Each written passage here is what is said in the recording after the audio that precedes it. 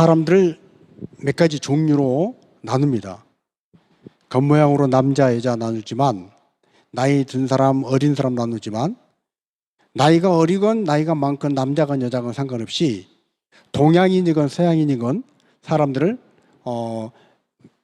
비슷한 사람끼리 부류로 나누는 몇 가지 기준이 있습니다. 자, 첫 번째가 MBTI라는 거예요. MBTI. 이것은 사람의 이 성향을 16가지 성향을 딱 나눠가지고 어떤 사람은 이런 스타일, 저런 사람은 저런 스타일하고 사람의 성격을 나누어서 이런 사람한테는 이런 일이 맞고 저런 사람한테는 이런 일이 맞아.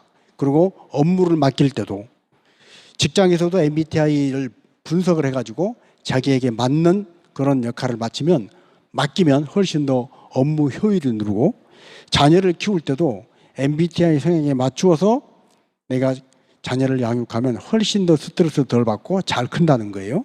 자, 여기 대표적인 것이 예를 들어서 외향적이냐 내향적이냐에 따라서 내향은 I로 시작하고 외향은 E로 시작을 하는데 이 16가지 조합 중에서 특별히 모든 것을 생각을 해서 앞뒤가 맞으면 고개를 끄덕거리고 이해가 되면 받아들이지만 앞뒤가 자기가 생각할 때 이치가 안 맞고 논리가 안 맞으면 거부하는 사람들을 T 성향이라고 그럽니다. T. 영어로는 thinking이라고 그러죠. 생각한다는 거예요. 그런데 똑같은 이 T 자리에 정반대의 사람은 어떤 사람이냐? F 성향이에요. F는 feeling, feel, 느낀다는 거예요. 이런 사람들은 이 세상 만물을 말이 된다 안 된다가 아니라 느낌이 좋다 안 좋다 이거예요. 느낌이 좋으면 그냥 앞뒤 말이 안 맞아도 느낌 좋아 가는 거예요. 아무리 말이 돼도 느낌이 안 좋아 그러면 이 사람들은 거부하는 거예요. 예를 들어서 아내와 남편이 있는데 아내는 F 성향이고 남편이 T 성향일 때 이런 일이 생긴다고 그래요. 그러니까 아내는 F 성향이니까 매사를 이게 느낌, 감정, 어떤 이 와닿는 어떤 그 감성적인 거에 굉장히 예민해요. 근데 남편은 T 성향이니까 모든 걸 논리적으로, 합리적으로 이치에 맞아야 돼요. 그래서 두 부부가 결혼 기념일 날 분위기 있는 곳에 딱 앉아가지고 결혼 기념일 이 둘이 이제 오붓하게 시간을 가지는데 남편은 좋았어. 조명도 지금 딱 좋고 여기 위치도 좋고 시간도 지금 정확한 좋은 타임이야. 메뉴 아주 좋아. 뭐 중에 딱 맞아떨어졌어. 그리고 이 타임에 딱 선물을 딱 내놓으면 우리 아내가 빵 터지겠지. 야, 오늘 계산을 치밀히 하고 싱킹 탁 해서 모든 순서를 진행하는 거예요. 그러면 당연히 아내는 너무 좋아서 여보 오늘 결혼 기념일 너무 좋았어. 너무 고마워. 이러고 이렇게 나와야 정상인데 남편이 그렇게 계산을 정확히 하고 결혼 기념일 파티를 쫙 진행을 하는데 갑자기 아내가 우는 거예요. 여보 고마워 이래야 될 텐데 막 갑자기 울어요. 남편이 이해가 안 되는 거예요. 지금 이 좋은 날 지금 뭐가 안 맞아서 이렇게 우나. 근데 아내는 지금 왜 울어요? 감동해서 우는 거예요. 좋아서 우는 거예요. 근데 남편은 이해가 안 되는 거예요. 좋은데 왜 우냐는 거예요. 아니 음식도 지금 딱 맛있지. 이 분위기도 좋지. 지금 그 결혼 기념일날 둘이 오붓하게 그러면 웃으면서 환하게 웃으면서 여보 고마워 감사해 이래야지. 왜 좋은 날 울어가지고 분위기를 망치냐는 거예요. 남편이 이해가 안 되는 거죠. 이것이 바로 F와 이 T의 차이입니다. 그런데 이 네 가지 이 성향들이 4, 46, 16가지가 조합이 돼가지고 사람이 쫙 다양하게 나뉘는데 그 다양한 사람이 어떻게 같을 수가 있겠냐는 거예요. 그런데 이것을 히포크라테스는 기질론으로 사람을 크게 4가지로 나눴어요. 이 히포크라테스는 지금도 모든 의사들이 또 간호사들이 선서할 때 히포크라테스 선서를 하잖아요. 이 히포크라테스는 인류 의학의 최고 아주 지대한 공헌을 하는 사람입니다. 근데 이 사람은 사람의 몸속의 기질이 다 다르다는 거예요. 기질이. 예를 들어 다혈질인 사람이 있다는 거예요. 성격이 급하고 막 뭐든지 좋으면 좋고 싫으면 싫고 막 해대는 사람, 그런가 하면 우울질의 사람이 있다는 거예요. 기분이 좋을 때는 와 좋다가 조금 낮아지면 한없이 우울해지고 심각해지는 사람, 그런가 하면 담집질이 있다는 거예요. 담집질은 환경이 어떻든 간에 한번 목표를 정하면 눈물도 피도 없습니다. 그냥 목표 지향 쪽으로 나가는 거예요. 성경의 가장 담집질의 대표적인 사람이 바울입니다. 바울은 주변 사람이나 성향 그런 거 개의치 않습니다. 심지어는 베드로가 유대인들 앞에서 음식 먹는 걸로 유대 정결법에 의해서 이 실수를 해가지고 유대인 눈치로 볼 때 바울은 그 많은 사람들 앞에서 베드로의 체면이 있잖아요. 제자 중에 수제자잖아요. 그런데 앞뒤 가리지 않습니다. 지금 왜 외식하냐고, 지금 뭐 하는 짓이냐고. 많은 사람들 앞에서 바울은 옳으면 옳은 거고 틀리면 틀린 거예요. 그게 담집질이에요. 목표 지향적. 자, 그런가 하면 또 이 점액질의 사람이 있습니다. 점액질의 사람은 모든 사람에게 될 수 있으면 맞춰주려고 그럽니다. 비안상하게 가고 다른 사람에게 관대하게 대하고 배려하고. 성경의 가장 대표적인 점액질의 사람이 아브라함입니다. 아브라함은 심지어 조카에게까지도 네가 골라라. 네가 동쪽 고르면 나는 서쪽 할게. 그런 식이었습니다. 자, 이 기질론. 그 다음에 이것을 우리 동양에서 이재마라고 하는 사람은 인간을 4가지 체질로 분류를 했어요. 그래가지고 사상의학이라고 그럽니다. 여러분 잘 아는 것처럼 이제 소양인, 소음인, 태양인, 태음인, 이걸 가지고 똑같은 음식을 먹어도 태양인한테는 보약이 되지만 태음인이 그걸 먹으면 오히려 독이 된다는 거예요. 실제로 그러잖아요. 우리도 음식 중에 어떤 사람은 먹으면 그것이 그 사람에게 살이 되고 피가 되고 좋은데 어떤 사람에게 그걸 먹으면 자꾸 먹다 보면 그 사람이 몸속에 독이 쌓일 만큼 안 좋아요. 이렇게 사람을 나누었습니다. 그리고 가장 잘 알려진 것이 이제 ABOC 우리 혈액형이에요. A형, B형, O형, AB형. 뭐 그런 우스갯 말이 있죠. 까먹었는데 하여튼 이 B형은 아주 이게 오이지, 오지랖 넓고 오만하고 이기적이고 지랄 맞다는 거예요. 그리고 오이지라는 거예요. 근데 AB형은 뭐냐? 3G. 지랄 맞고 지랄 먹고 지랄 맞아도 AB형이라는 거예요. 그리고 또 이게 B형은 단무지, 단순하고 무식하고 지랄 맞고 이렇게. 하여튼 이 혈액형을 가지고 사람들이 재밌게 참 나눠놨습니다. 그러면서 어떤 사람은 어이구 정말 내 혈액형이 이런데 정말로 그런가 보네 하고 좀 재미삼아 이야기하기도 합니다. 여러분, 그러나 우리가 신앙생활할 때, 하나님을 믿는 사람들이 신앙생활할 때 하나님은 어떤 MBTI 기질이건 어떤 기질론이건 어떤 이 사상의학 체질을 갖고 있건 어떤 혈액형이건 그리스도 안에서 변화시켜서 새로운 사람 되게 하시고 하나님의 사람으로 가장 최고의 걸작품으로 사용하신 줄로 믿습니다. 그래서 하나님의 능력이지요. 여러분, 이 베드로는 굉장히 다혈질인 사람이었어요. 그래서 성격이 화끈화끈합니다.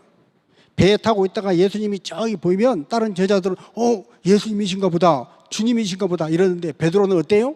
알자마자 옷을 벗어 제끼고 물속에 먼저 뛰어드는 사람이에요. 그렇게 성질이 급한 사람이었어요. 화끈한 사람이었어요. 기면 기고 아니면 안 죽고 막 합니다.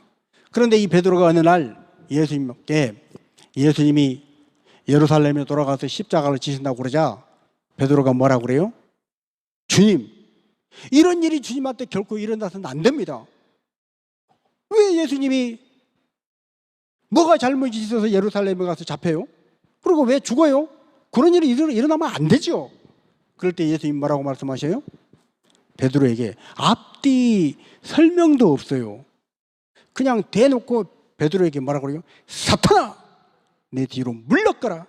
너는 나를 넘어지게 하는 자로다. 와, 얼마나 인격 모독적이고 무한해요. 사탄아. 여러분, 믿는 사람 중에 가장 센 욕이 뭐예요? 가장 센 욕이 뭘까요? 지금 답을 줬잖아요. 이 마귀 사탄아. 예. 그래서 어느 이 집사님이 집에 가서 남편하고 싸울 때 남편하고 당신하고 싸우는 게 아니라 남편 뒤에 있는 마귀하고 싸우는 거예요. 그러니까 마귀야 물러가라. 그리고 마귀를 물리쳐야지. 남편하고 싸우면 안 됩니다. 그리고 그렇구나. 그래, 내가 남편을 왜 미워해? 남편을 미워하면 안 되지. 마귀를 미워해야지. 그리고 집에 왔는데 또 싸우게 됐어요. 그러니까 대놓고 이걸 속으로 해야 되는데 목사님이 배운 걸 가지고 한참 남편이 열을 올리니까 이 마귀야 물러가라 막 이렇단 말이에요.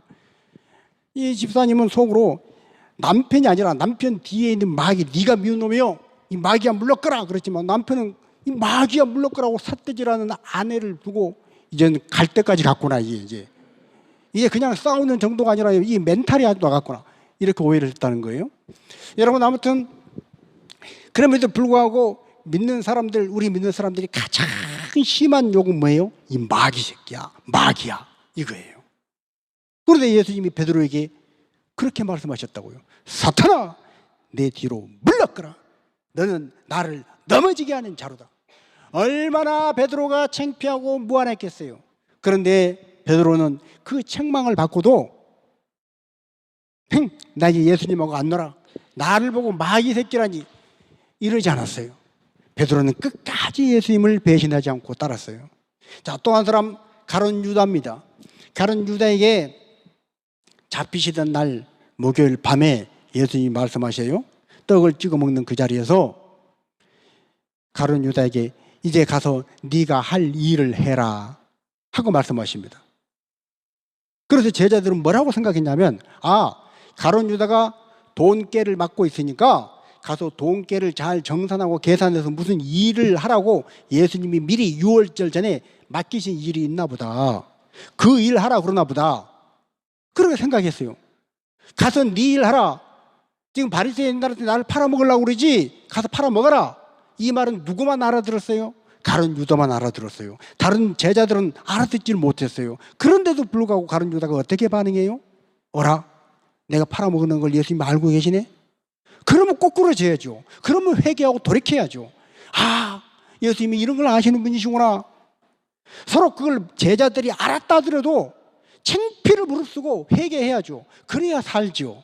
그런데 가룟 유다는 어떻게 해요? 들켰구만. 내가 팔아먹으려 하는 이 의도를 이미 들통이 났구만. 자기의 그 숨겨있던 부분을 팔까 말까 막, 그래도 예수님이 오병이의 기적도 행했고, 그래도 예수님이 소경도 눈뜨게 하셨고, 죽은 자도 살렸는데 이분이 어쩌면 메시아가 맞지 않을까?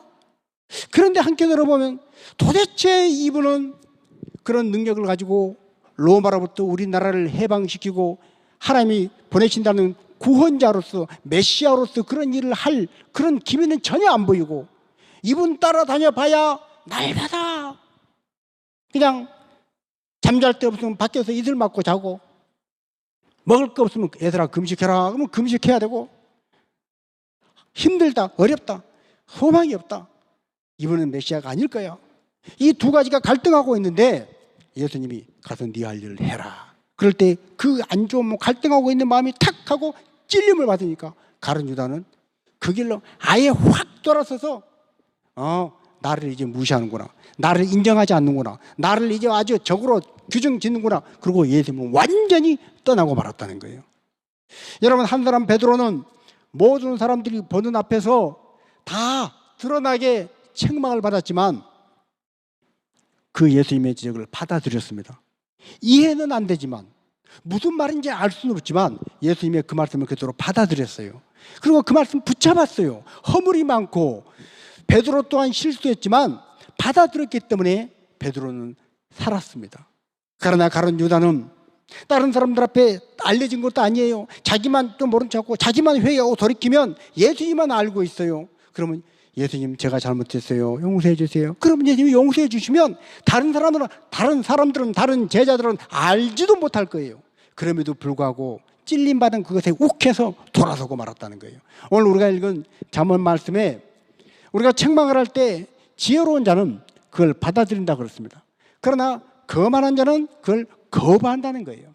그래서 악인은 책망을 받고, 교만한 자는 책망을 받고, 거만한 자는 지적을 받으면 돌아서고 저기저고 떠나가지만, 의인은, 지혜 있는 자는, 하나님이 택한 사람은 책망을 통해서 빛으로 드러난 줄로 믿습니다.